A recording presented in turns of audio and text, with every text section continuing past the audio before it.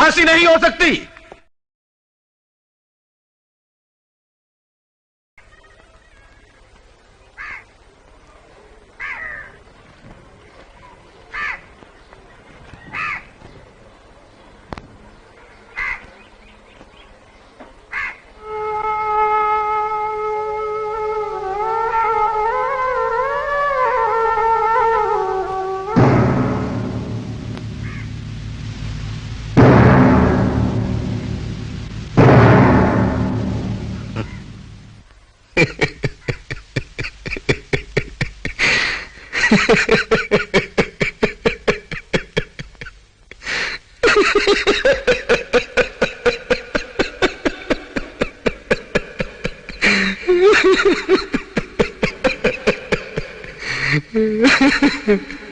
आ गए मेरी मौत का तमाशा देखने।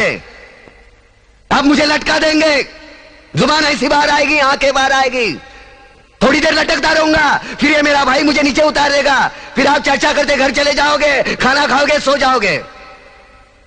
तुम्हारी ये नामर्दानगी, बुज़दिली एक दिन इस देश की मौत का तमाशा इसी खामोशी से देखेगी। कुछ नहीं कहना मुझे, तुम्हें कुछ नहीं।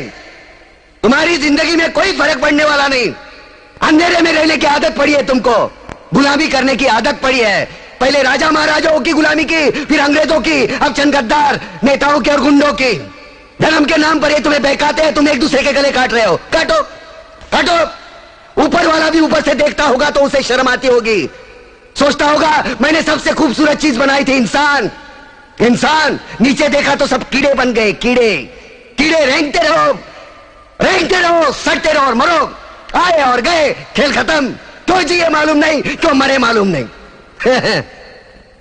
कलम वाली बाई क्रांति लाना चाहती थी, कलम के जोर पर काले वर्तमान को खत्म करना चाहती थी। कौन समझा उसकी बात को? सब साले मुर्दे, जिंदा लाशें। किसे जगाती वो? मैं जाग गया, कुछ अच्छा काम करके जा रहा हूं, सुकून है। लेकिन ध्यान में रखना, तुम्हारी ये खामोशी कल तुम्हारे बच्चों के लिए रोना बन जाएगी। ये कानून वाले, वर्दी वाले नेता, इन्होंने अपना ईमान बेच दिया। एक दूसरे को जलाते वक्त तुम्हारा ईमान कहां गया था? भाड़ में।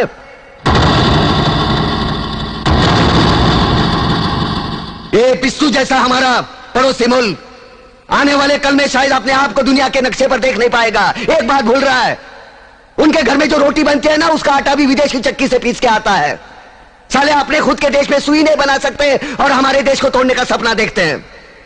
वो ये सपना देख सकते हैं क्योंकि उन्हें मालूम है ये मुर्दों का देश है। वतन के लिए किसी को कोई हमदर्दी नहीं है। इसे तोड़ना बिल्कुल आसान है। मैं हिंदू, मैं मुसलमान, मैं सिख, मैं फलाना, मैं ढिमका।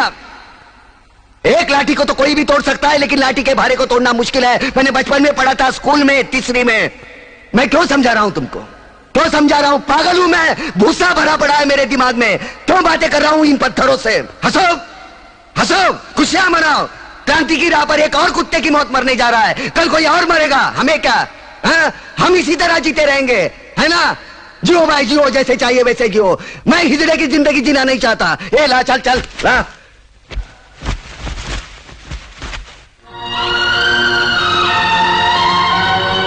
ठहरो, ये फांसी नहीं हो सकती।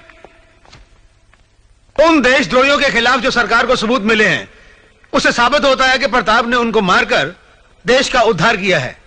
इसलिए भारत के राष्ट्रपति ने उसकी सजा माफ कर दी है। ये रहे उसके कागजात।